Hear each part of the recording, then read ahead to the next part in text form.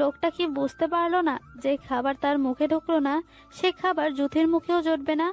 ইমন ঈশান আর তার বউদের দিকে তাকালো। জুথি কি সুন্দর এক মনে খেয়ে যাচ্ছে, মনে হচ্ছে ওদের একমাত্র কাজই খাওয়া, দুনিয়ার অন্য কিছুতে ওদের মন নেই। তাসলিমা বানু আবার দুই ছেলেকে জিজ্ঞেস করছে কিছু লাগবে কিনা, লাগলে যেন বলে। বাহ, মানুষ কত অদ্ভুত। আজ ইরহান নিজের ছেলে না বলে সে যে খাবার রেখে চলে গেছে একটা বার বললো না খেয়ে নিতে, অথচ মায়েরা নাকি তাদের পেটের সন্তান না হলেও মুখ দেখে কিছুটা হলেও আন্দাজ করতে পারে সত্যি নাকি মিথ্যা বলছে। অথচ এই মহিলা ইরহান যে সারাদিনও ভালো করে খায় নাই সেটা জেনেও চুপ করে রইল। যদি রাগে দাঁত কিরমির করতে করতে সকলের দিকে তাকায়, এই রাক্ষসগুলো এখনো অর্ধেক খাওয়া হয়নি, মনে হচ্ছে পুরো পৃথিবী এরা খেয়ে ফেলতে পারবে। তাসলিমা বানু ততক্ষণে নিজের জন্য খাবার নিয়ে বসেছে। পাতিলের সবগুলো মুরগির মাংস নিজের প্লেটে ঢেলে নিয়ে বসেছে। কোন লেভেলের খাদক হলে এত পরিমাণ খাবার একা নিয়ে বসে খেতে? একটার থেকে একটা কম যায় না। যুথির এদের খাওয়া দেখে সহ্য হলো না। এমনিতেই তার শরীর জ্বলতে আছে, কিছু বলতেও পারলো না এদের, তার উপর এদের খাওয়া। নিজেদের জন্য সব রেখে তার আর স্বামীর ভাগ্যে কিনা জুটলো আলু ঝোল আর 2 টুকরো মাংস। ওরা দুইজন যখন না খেয়ে থাকবে তখন ওরা কেন পেট পুড়ে খাবে? এটা তো যুথি হতে দিবে না, কখনো হতে দিবে না। তার স্বামী মহান হতে পারে, সে একদম না। এত রাগ আর কষ্টের মাঝে যুথি মাথার কাজ করে না। এখন যেমন ভেবে পাচ্ছে না কি করে খাওয়া বন্ধ করবে। মাথা ঠান্ডা করে ভাবতে লাগলো যুথি। আশেপাশে তাকিয়ে ভাবনার মাঝে কিছু একটা দেখে মাথায় বুদ্ধি এসে গেছে কি করবে। মুখে হাসি ফুটে ওঠে, পেয়ে গেছে এদের খাওয়া বন্ধ করার উপায়। তোদের জন্মের মতো খাওয়ার স্বাদ মেটাচ্ছি আমি, দাঁড়া। বলেই আগে ইরহানের প্লেট থেকে মাছের লেজটা ও নিজের প্লেটেও তুলে নেয়। তারপর কাঙ্ক্ষিত বস্তুটা পাটির কিনারা থেকে বাম হাত দিয়ে ধরে নেয়। তারপর কৌশলে নিজের খাবার প্লেটটা পাশে রাখা একটা মোড়ার ওপর রাখে, নিজের সামনে ইরহানের প্লেটটা রাখে। তারপর ভাত মেখে এমন ভাব করছে সে যেন খাচ্ছে। ওদের যুথির দিকে মনোযোগও নেই, ওরা তো খাওয়া নিয়ে ব্যস্ত। যদি বাম হাতে রাখা কাঙ্ক্ষিত জিনিসটা এবার নিজের প্লেটে রেখে তারপর আবার ভাত নাড়াচাড়া করতে থাকে, যেন মনে হয় এটা তরকারি ছিল। প্লেটে ঝোল থাকায় যুথির আরো সুবিধা হচ্ছে। সবার মুখের দিকে তাকিয়ে একটা চিৎকার করে বলে, ও নকল শাশুড়ি আম্মা গো, এইটা আমি কি দেখলাম গো, হায় হায়, এটা কি আমার তো কেমন যেন লাগতেছে। সকলে যুথির চিৎকার শুনে নিজেদের খাওয়া রেখে যুথির দিকে তাকায়। তাসলিমা বানু বলে ওঠে, কি হয়েছে, এমন চেঁচাচ্ছ কেন মেয়ে? আজকের খাবার কে রান্না করছে নকল শাশুড়ি আম্মা? ইমন আর ঈশানের বউ দুজন একটু ভাব নিয়ে বলে, আমরা রান্না করেছি, খুব ভালো হয়েছে রান্না, তাই না? দেখতে হবে না কে রান্না করেছে? এইরকম রান্না জীবনে খেয়েছো কখনো? না, আর জীবনেও খেতে চাই না। চাইবা কিভাবে? কুকুরের পেটে ঘি হজম হয় নাকি? সারা জীবন যা শাক পাতা খেয়ে অভ্যাস, সে কি করে বুঝবে মাংসের স্বাদ? তাসলিমা বানু কটমট করে তার বৌমাদের দিকে তাকায়। তাসলিমা বানুর তাকানো দেখে দুজনেই চুপ হয়ে যায়। এবার তাসলিমা বানু যুথিকে উদ্দেশ্য করে বলে, কি হয়েছে বলো তো? খাওয়ার টাইমে কেউ এমন চিৎকার চেঁচামেচি করে? শান্তিতে খেতে বসেছিলাম তো নাকি? আর শান্তি নকল শাশুড়ি আম্মা, এখন আপনারে একটা গুপ্তধন বের করে দেখাবো। গুপ্তধন মানে? যুথি প্রশ্নের উত্তর না দিয়ে তার প্লেট থেকে একটা তেলাপোকা বের করে নিয়ে আসে। তারপর সেটা সকলের সামনে ধরে ঘোরাতে ঘোরাতে বলে, দেখেন, এইটা কি মুরগির মাংসের ঝোল থেকে পেয়েছি। এটা কি আপনারা মাংসের স্বাদ বাড়ানোর জন্য দিয়েছেন নাকি গো? ছি ছি ছি, এই থেকে তো আমাদের ছোট লোকদের ঘাস পাতা অনেক ভালো। দাঁত চিবিয়ে চিবিয়ে কথাটা ঈশান ও ইমনের বউয়ের দিকে তাকিয়ে বলে। ইমন আর ঈশানের বউ তেলাপোকা দেখে ভয়ে চিৎকার করে ওঠে, কিন্তু যুথি কোনো ভয় না পেয়ে কি সুন্দর তাদের সামনে ঘোরাচ্ছে। তাদের ভয় পেতে দেখে যুথির ইচ্ছে করছে আরো এগিয়ে নিয়ে যায় ওদের সামনে তেলাপোকাটা। তারা আরো চিৎকার করে। যুথি আর না কেটে ফেলে দেয় তেলাপোকা। আমার না কেমন বমি বমি পাচ্ছে। বলে ওয়াক ওয়াক করে বমির ভান করে যুথি বসা থেকে উঠে গিয়ে সকলের প্লেটের সামনে গিয়ে প্লেটের দিকে তাকিয়ে ওয়াক ওয়াক করে বলে, আল্লাহ, আপনারা এগুলো কি করে খেলেন? একেই তো মুরগির মাংসে তেলাপোকা পেয়েছে, এটা শুনেই সকলের গা গোলাচ্ছে। তার ওপর যুথি আবার তাদের সামনে গিয়ে ওয়াক ওয়াক করায় তাদেরও গা গুলিয়ে বমি এসে পড়বে এমন অবস্থা। ইমনের বউ লিমা তো সত্যি সত্যি বমি করে দিবে, তাই দৌড়ে তাড়াতাড়ি বসার ঘরের ওয়াশরুমের ভিতরে ঢুকে পড়ে লিমা। ইমন আর ঈশান হাত ধুয়ে উঠে যায়, ঠিকঠাকভাবে খেতে পারলো না। তসলিমা বানু তো একেবারেই খাওয়া হলো না, পেটে হাত দিতে নিয়েছিল মাত্র খাওয়ার জন্য, ভাগ্যিস খায়নি ভেবেই হাঁপ ছাড়ে তসলিমা বানু। তারপর দুইজনকে এগুলো পরিষ্কার করার জন্য বলে। ইচ্ছে মতো বকতে থাকে দুই বউকে, রান্নার সময় মন কই থাকে, দেখে শুনে রান্না করতে পারে না। বউদের এমন কাণ্ডজ্ঞানহীন হলে চলে না, নানান ধরনের কথা শোনাতে থাকেন। লিমা ওয়াশরুম থেকে বেরিয়ে এসে শোনে তার শাশুড়ি তাদের বউকে উদ্ধার করছে। জ্যোতির দিকে চোখ যায়, জ্যোতি মিটমিট করে হাসছে, রাগ হলেও চুপ থাকে। তারপর বলে কিছু সময় পরে সে সব করবে, এখন এগুলো পরিষ্কার করতে গেলে দেখে আরো বমি পাবে। তারপর একে একে সবাই খাওয়ার জায়গা ছেড়ে চলে যায়। জ্যোতি ভিতরে ভিতরে হেসে গড়াগড়ি খাচ্ছে। সবাই চলে যাওয়ার পর জ্যোতি ওয়াশরুমে গিয়ে ভালো করে সাবান দিয়ে হাত ধুয়ে আসে। তারপর ওই সময় মোড়ার ওপর রেখে দেওয়া প্লেটটা হাতে নিয়ে ইরহানের রুমের দিকে যেতে থাকে। তখন জ্যোতি তেলাপোকাটা পেয়েছিল মাটির পাশ থেকে, মনে হয় কারো পাড়া লেগে মরে গেছে, কেউ দেখেও নি। তেলাপোকাটা দেখে জ্যোতির মাথায় বুদ্ধি আসে এদের খাওয়া নষ্ট করার। জ্যোতি আবার অন্যান্য মেয়েদের মতো এসব তেলাপোকা টিকটিকিতে ভয় পায় না, তার সাহস বরাবরই একটু বেশি। খাবার নিয়ে ইরহানের রুমে এসে দেখে ইরহান বিছানায় হাত ছোঁয়া হয়ে চোখের উপর হাত দিয়ে শুয়ে আছে। জ্যোতি রুমের দরজাটা লাগিয়ে ইরহানের পাশে প্লেটটা নিয়ে বসে খাটের পাশের টেবিলটাতে আগে থেকে পানি রাখা ছিল। জ্যোতি ভাত মাখাতে মাখাতে বলে, এই বোকা পুরুষ, উঠে বসে হাঁ করুন তো। ইরহান চোখ থেকে হাত ছড়িয়ে জ্যোতির দিকে তাকায়, তারপর বলে, আমি খাবো না জ্যোতি, তুমি আবার এগুলো নিয়ে এসেছো কেন? তুমি গিয়ে খেয়ে নাও, আমার একদম খিদে নেই। আপনি না খেলে আমিও একদম খাবো না, আমার কিন্তু প্রচুর খিদে পেয়েছে। এখন আপনি যদি চান আমি না খাই তাহলে আপনিও খেন না। ইরহান জ্যোতির দিকে তাকিয়ে হা করে। জ্যোতি হাসি মুখে ইরহানের মুখে খাবার তুলে দেয়। কিসের চিৎকার শুনেছিলাম জ্যোতি তখন?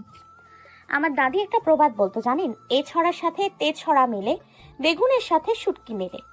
আপনার মা যেমন, তার বৌমা হিসেবে আমিও ঠিক তেমন। দুজনেই নিজের স্বার্থটা বুঝলেন? শয়তানের সাথে শয়তানি না করলে হয় না। যারা ভালোবাসার মর্ম বোঝে না তার প্রতি কিসের ভালোবাসা? আপনি বাঁচলে বাপের নাম, আপনার এই ভালো মানুষের না কোনো দাম নেই। আপনার ভালোবাসার সুযোগ নেবে, ভালোবাসা ফিরতি দেবে না। আজকাল নিজের বাপ মাই আপন না, এরা তো আপনার পর। কথায় আছে নিচের দিকে দিয়েই সব সময় পানি যায়। আপনি ওদের যত মাথায় তুলবেন ওরা তত আপনার মাথায় চড়ে বসবে। দুনিয়ায় ভালো মানুষটা ভালো থাকে না, খারাপরাই ভালো থাকে। পুরুষ মানুষকে এমন মানায় না। আপনি কেন ওদের জন্য নিজের হক ছাড়বেন? এই যে না খেয়ে এসে পড়লেন, আপনার কথা কি ভেবেছে? একবার মুখের কথাটা বলেছে আপনি পারতেন এমন করতে ওদের মধ্যে থেকে কেউ না খেলে? নিজের মধ্যে রাগ আনুন, প্রতিবাদ করতে শিখুন। যে যেটার যোগ্য না তাকে সেটা দেবেন না। কিছু মানুষের স্বভাব খুবই খারাপ, এদের বসতে দিলে খেতে চায়, আপনি যত দেবেন আরো চাইবে, আপনার কথা আর ভাববে না। আরে বোকা পুরুষ, আপনি কার থেকে কি আশা করেন, যেখানে নিজের আপনই এই দুনিয়ায় আপন না? আর এরা তো সতই। আপনি এদের কলিজা কেটে ভুনা করে দিলেও বলবে লবণ কম পড়েছে। যদি ইরহানকে কথাগুলো বলতে বলতে প্লেটের প্রায় অর্ধেকের বেশি খাবার খাইয়ে ফেলেছে।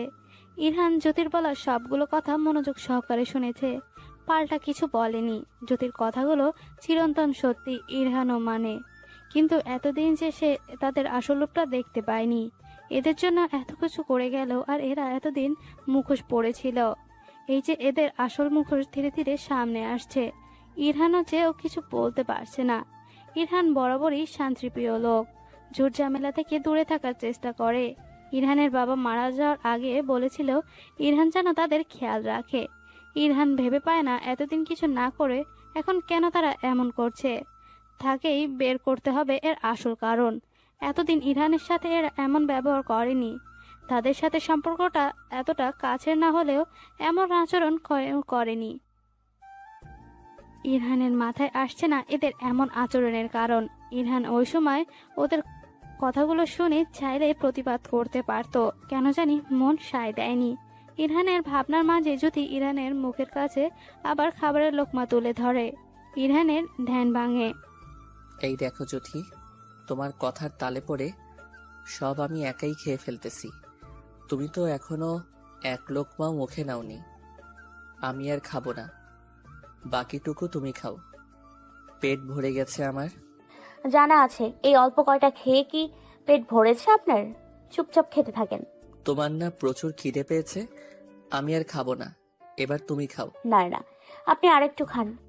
এখানে অল্প খাবার আছে জ্যোতি, এইটুকুতে তোমার পেট ভরবে না, তুমি খাও। আচ্ছা ঠিক আছে, দুইজন একসাথে খাবারটুকু শেষ করি, আপনি একবার আমি একবার। একদম না, এইটুকু খাবারে বাচ্চাদেরই পেট ভরবে না। আবার আমাকে কেন জোর করছো? আমি তো খেয়েছি, তুমি একটু খাওনি। আপনি আমার কথা শুনবেন না? না। দুজন এক প্লেট থেকে একসাথে খেলে এইটুকুতেই পেট ভরবে। আমার কথা বিশ্বাস না হলে খেয়ে দেখেন। ইরহানকে জ্যোতির সাথে অগত্যা খেতেই হলো। কি সুন্দর করে জ্যোতি নিজের মুখে একবার খাবার দিচ্ছে, আবার ইরহানের মুখে একবার পরম যত্নে তুলে দিচ্ছে। ইরহানের জানা নেই কবে কেউ এত যত্ন সহকারে তাকে খাইয়ে দিয়েছে। মা মারা গেছে সেই ছোট্টবেলা, ওই সময় তেমন কিছুই মনে নেই, শুধু মাঝে মাঝে অনেক চেষ্টা করলে ঝাপসা স্মৃতি ভেসে ওঠে চোখে। জ্যোতির এত যত্ন সহকারে খাওয়ানো দেখে কেন জানি ইরহানের চোখ দুটি ছলছল করে ওঠে। ইরহান খুব ভালোবাসার কাঙাল, নিজের মাকে ছোটবেলায় হারিয়েছে। বাবা কাজের জন্য বাইরে থাকতো, বেশি সময় দিতে পারতো না। তাসলিমা বানু ইরহানের ব্যাপারে সবসময় উদাসীন থাকতো। তাও ইরহান একটু ভালোবাসা পেতে কত কি করতো, পিছন পিছন ঘুরতো মামা করে।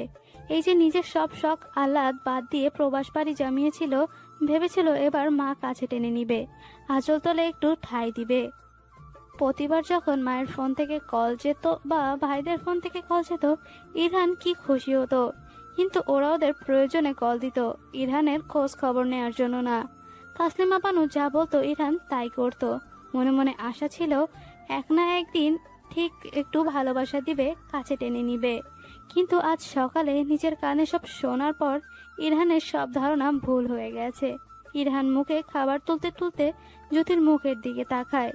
জ্যোতি অতটা সুন্দরী না, সাধারণ একটা মুখ, অথচ ইরহানের কি যে ভালো লাগছে দেখতে। নিষ্পাপ মুখশ্রী জ্যোতির দিকে তাকিয়ে তাকিয়ে ইরহান মনে হলো এই মেয়েটাকে ঠকিয়েছে, চরমভাবে ঠকিয়েছে। স্বামীর দায়িত্ব তো ইরহান পালন করতে পারেনি। প্রতিটা মেয়েরই স্বামী শ্বশুর বাড়ি নিয়ে হাজারো স্বপ্ন থাকে, জ্যোতিরও নিশ্চয় আছে। খাবার আর গলা দিয়ে নামলো না ইরহানের। যদি খাবারের লোকমা মুখের সামনে নিলে না করে দেয়, জ্যোতি আর জোর করেনি, নিজেও খাবার তাড়াতাড়ি শেষ করে হাত ধুয়ে প্লেটটা খাটের নিচে রেখে দেয়। কাল সকালে নিয়ে গিয়ে জায়গা মতো রাখবে। এখন ওই লোকগুলোর মুখোমুখি হওয়ার একটু ইচ্ছা নেই। ইরহানের মুখটা ধুয়ে দিয়ে নিজের ওড়না দিয়ে মুছে দেয়। জ্যোতি, তোমার এখানে এইভাবে এসে পড়া একদম ঠিক হয়নি। হুট করে ইরহানের এমন কথায় জ্যোতি কিছুটা চমকে ইরহানের দিকে তাকায়।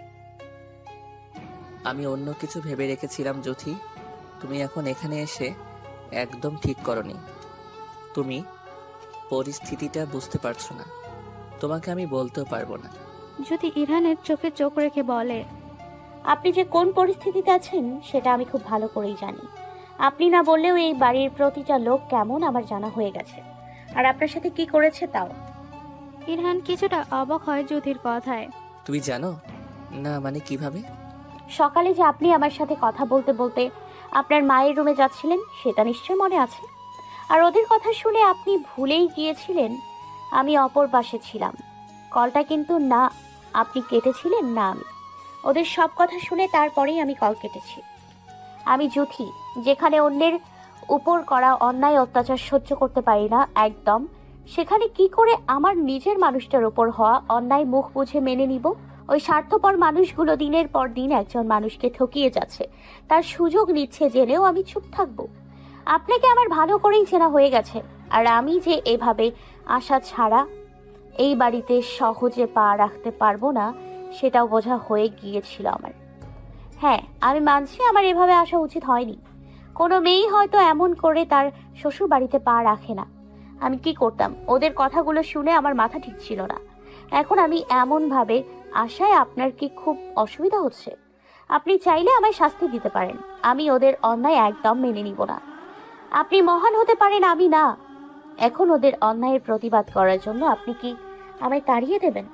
এসব কি বলছো জ্যোতি? আমি এসব ভেবে বলিনি। তোমার তো কত স্বপ্ন ছিল, হয়তো শ্বশুর বাড়ি নিয়ে। খালি হাতে আসতে হয়েছে তোমাকে এখানে। এসেও তো কারো কাছ থেকে ভালো ব্যবহার পাওনি। ইমন আর ইশারের বউ তোমাকে অপমান করে চলেছে।